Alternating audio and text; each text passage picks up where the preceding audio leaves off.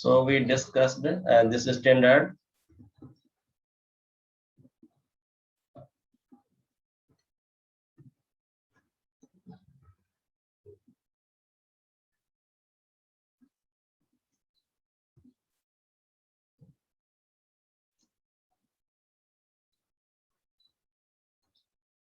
Last one is performance and skills. Teacher engage in activities to identify and utilize family and community resources to foster student learning and provide opportunities for his parents to share skills and talents that enrich learning experiences. काफी parents ऐसे होते हैं जिनको already experience होता है उस learning के हवाले से। सपोज करें कि जितने भी प्रोफेसर्स होते हैं या टीचर्स होते हैं, फिर वो भी जाहिर है पेरेंट्स होते हैं। एज ए टीचर अगर आप उन स्टूडेंट्स के पेरेंट्स को इनवाइट करेंगी तो ये भी बहुत अच्छा जो है वो एक एक्सपीरियंस रहेगा आपके लिए भी, और उस स्कूल के हवाले से कि हम ही सब कुछ नहीं है, मगर पेरेंट्स भी कुछ ऐसे होते हैं who are more educated than us. Establish respectable and productive relationship and to develop cooperative partnership with diverse families, educators and other in community to support of student learning and well-being. मुख्तलिफ जो लोग होते हैं, हर किसी का अलग अलग जो है वो तबका फ़िक्र से ताल्लुक होता है। कुछ डॉक्टर्स के होते हैं स्टूडेंट्स, कुछ इंजीनियर्स के होते हैं। तो वो जो सारे पेरेंट्स हैं वो ज़ाहिर है बहुत बड़े एजुकेटर्स हैं, उसी कम्युनिटी में रहते हैं जहां आप रहते हैं, स्कूल भी वहां पे है। तो आप उनसे भी हेल्प लेके कांटेक्ट करके उनकी लर्निंग बेहतर कर सकती हैं। Institute parents families involvement practices that support meaningful communication, parenting skills to strengthening the teaching and learning environment of school. Same वही चीजें हैं चाहे किसी भी इंस्टीट्यूट में है या इंस्टीट्यूट पेरेंट है। जैसे आपका जो स्कूल है वो कहीं ना कहीं पे रजिस्टर्ड होता है, तो वो जहाँ पे रजिस्टर्ड होगा तो वो जाहिर है उस स्कूल के हवाले से पेरेंट होगा। तो ये भी चीजें हैं कि आपको पता होनी चाहिए कि अगर आपको लग रहा है कि टेक्स्ट बुक में किसी चीज की हेल्प चाहिए तो जो आपके पेरेंटल इंस्टीट्यूट है, सिंध टेक्स्ट बुक बोर्ड, हम वहां से भी कांटेक्ट कर सकते हैं। नेशनल करिकुलम काउंसिल्स होती हैं, उनसे भी हम कांटेक्ट कर सकते हैं। Board of intermediate secondary education, उनसे भी हम कांटेक्ट कर सकते हैं। तो ये सारे कम्युनिकेशन होते हैं, ये कम्युनिकेशन गैप फिल होने चाहिए एज ए टीचर। उसमें आपके cultivate knowledge of the surrounding community to enrich lesson and projects to study. आपको जो है वो नॉलेज के हवाले से कि आपको लग रहा है कि आपके मुआशरे में जहाँ पे आप सराउंडिंग में रहते हैं तो वो चीज़ें आप उसमें इन्वॉल्व करें, बच्चों को जो प्रोजेक्ट्स दे दें स्टडी के हवाले से कि वो अपनी कम्युनिटी में जाएं और वहाँ पे विजिट्स करें, वहाँ की जो एनवायरनमेंट है वो देखें। तो ये डिपेंड करता है आपके लेसन पे, टॉपिक पे। हम क्या करते हैं कि सिर्फ स्कूल में ही उनको प्रोजेक्ट्स देते हैं, समटाइम हमें नीड होती है कि बच्चों को भी इंगेज करें, कम्युनिटी में जाएं, कि किसी को जो है वो मस्जिदों का टास्क दे दिया कि हमारे एनवायरनमेंट में मस्जिद क्या क्या रोल है, कितने स्टूडेंट्स जाते हैं वहाँ पे, नहीं आते, उनका क्या प्रोग्राम है। जी सर जी सर ये एक सवाल है। अब जैसे फॉर एग्जांपल अभी से अगर हम आज के दौर के बारे में बात करें तो अभी जैसे हमारे पास पता है कि हमें कोविड है, तो फिर हम कैसे बच्चों को इनकरेज करें कि हम वो दूसरी जगह जाकर कैसे फाइंड आउट करें सारी चीजें? नहीं, कोविड में आपको वो नहीं करना, वो तो सिर्फ ऑनलाइन है आपका। कोविड की सिचुएशन में फिजिकली तो कोई ऐसी एक्टिविटी करवानी नहीं है जिससे आपकी जो है वो पर्सनालिटी पे या टीचिंग में असर पड़े। ये है कि जनरली आप देख रहे हैं कि क्या सिचुएशन चल रही है, उसको फेस कर रहे हैं। कोविड में अभी सारी डेफिनेशंस चेंज हो गई हैं और मोस्टली जैसे आप लोग ऑनलाइन का कर रहे हैं तो ऑनलाइन के हवाले से आप उसको एंगेज कर सकती हैं। ऑनलाइन आप उसको जो है ना वो अगर उनके पास रिसोर्सेज है तो आप उसको कह सकती हैं कि वो कोई क्वेश्चन आपने उसको दे दिया, वो फिल कर रहे हैं, अपने पेरेंट्स से पूछ रहे हैं, कॉल करके किससे पूछ रहे हैं, किसी को जो है वो मैसेज करके पूछ रहे हैं, तो आप इस तरह से उसको एंगेज कर सकती हैं। फिजिकली आपको उन चीजों में नहीं इन्वॉल्व करना।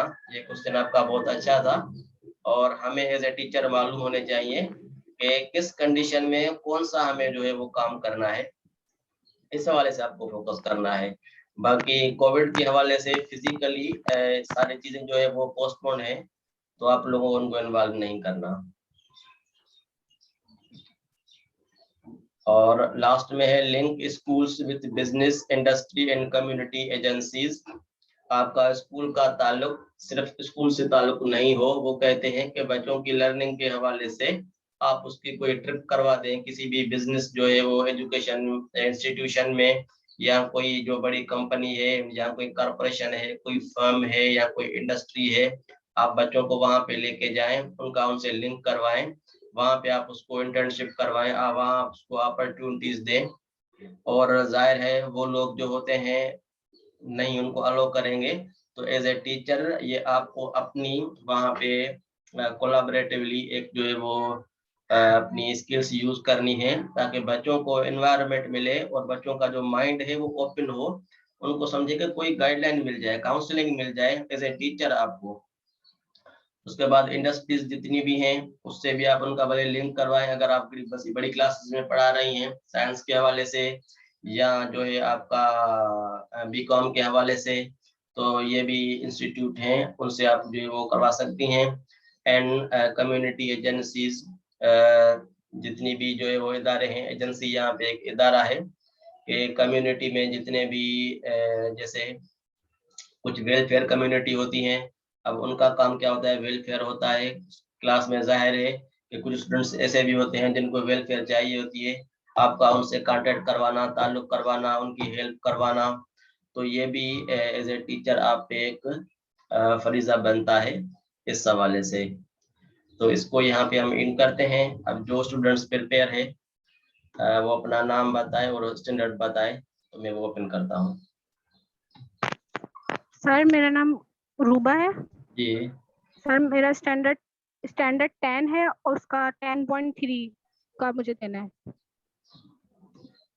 प्रेजेंटेशन। सर यहाँ पे एक्सक्यूज मी सर, जी यहाँ जी पे एक वर्ड था फोस्टर स्टूडेंट लर्निंग, तो इसका क्या मतलब हुआ? सर फोस्टर्स ये मीन क्या हुआ? पैदा करना, उसकी जो स्किल्स है उसको बढ़ाना। फोस्टर की आप मीनिंग देखेंगी ना इसमें डिक्शनरी में, गूगल में लिखेंगी फोस्टर मीनिंग, तो वो आपको आ जाएगा। मीन्स जिसकी जो भी स्किल्स हैं उसको हम ब्रॉड लेवल पे जाते हैं, रोशन करते हैं, ठीक है, सप्रेस नहीं करते उनकी स्किल्स को। कुछ बच्चे होते हैं ना, तो कोई मैथ में होशियार है, कोई सिंधी में है, कोई उर्दू में है, तो उसकी जहाँ जहाँ पे उसकी जो वैल्यू है उसको हम ग्रो करेंगे, उसकी इसको एक्सप्लोर करेंगे, ताकि वो बच्चा सारी उम्र वो मीन्स आपको याद भी करेगा और सेटिस्फाई भी होगा कि मैं अगर इस वजह से हूँ तो ये टीचर था, इसने मुझे इस तरह से गाइड किया और मेरी लर्निंग को अच्छा किया। Okay sir. कोई भी डिफिकल्ट वर्ड लगे ना तो उसको आप क्या करें, गूगल में वो वर्ड लिख के फिर लिखेंगे मीनिंग इन उर्दू या मीनिंग, तो वहां पे एक आ जाती है एक्सप्लेनेशन। बाकी कुछ कुछ ऐसे वर्ड्स होते हैं जो जिसको हम कहते हैं फ्रेजल वर्ब्स या फ्रेजल या इडियम्स, फिर उसमें आपको थोड़ी डिफिकल्टी होगी, क्योंकि उसकी ज़ाहिरी मीनिंग एक होती है और बैक में मीनिंग डिफरेंट होती है। तो ऐसे वर्ड्स फिर आपको जो है वो गूगल पे नहीं मिलेंगे। बाकी मोस्टली वर्ड्स जितने भी आपको लगे वो आप लिखेंगी तो आपको उसमें मिल जाएगी। इससे आपकी वोकैबुलरी भी इंक्रीज होगी और आपको उसका आइडिया भी हो जाएगा कि किस तरह से चीजें एक्सप्लेन होती हैं। जी आप पढ़ें 10 पॉइंट या लेवल्स में आप पढ़ेंगे? नहीं सर, मैं पॉइंट्स में। हाँ पढ़ें। 10.3 performance and skills. Sir basically इसमें ये होता है टीचर्स आपको जो होते थोड़ा, हैं। हाँ आपको थोड़ा पहले इसका देना अपना बैकग्राउंड, स्टैंडर्ड 10 में क्या है, फिर आप लेके आए इसको। सर स्टैंडर्ड 10 में ये है कि हमारे पास teaching for English as a second and foreign language. इसके अंदर ये है कि आपको जो टीचर इंग्लिश जो है वो हमें ऐसे समझानी है बच्चों को कि मतलब वो उसको समझ आ जाए, या फिर फॉर एग्जांपल हमें एज अ बैक लैंग्वेज रखनी है इंग्लिश। अब जैसे इसके अंदर फुल डिटेल में बताया था, जो जिसमें जो मैंने स्टैंडर्ड पढ़ा था उसमें ये था कि टीचर को, सर यहाँ शुरू से पढ़ूं? नहीं नहीं, आप सिर्फ मींस जैसे स्टार्ट करते हैं ना, ताकि सब लोगों को क्लियर हो जाए कि ये स्टैंडर्ड 10 है और उसका मैं फिर पढ़ा रही हूँ। सीक्वेंस हम बनाते हैं कभी भी प्रेजेंटेशन में कि पहले हेडिंग लेते हैं, फिर सब हेडिंग, फिर आपका टॉपिक आएगा। अब जैसे हेडिंग है स्टैंडर्ड 10 आपने ले लिया, सब हेडिंग आप आगे टीचर्स के हवाले से, आखिर में आपका जो टॉपिक आएगा वो है परफॉर्मेंस एंड स्किल्स। किसकी आप परफॉर्मेंस एंड स्किल्स इंक्रीज करेंगी, वो आपको कॉन्टेक्स्ट थोड़ा बताना है। जी या सर, ऐसे अच्छा। करें कि अभी ये जो है वो मीटिंग एंड होने वाली है, दोबारा इसको यस स्टार्ट में सर। करता हूँ, फिर दोबारा आप लोग ज्वाइन करें। ये 1 मिनट बचा है, स्टार्ट करते हैं। Okay sir. मैं एंड करके फिर दोबारा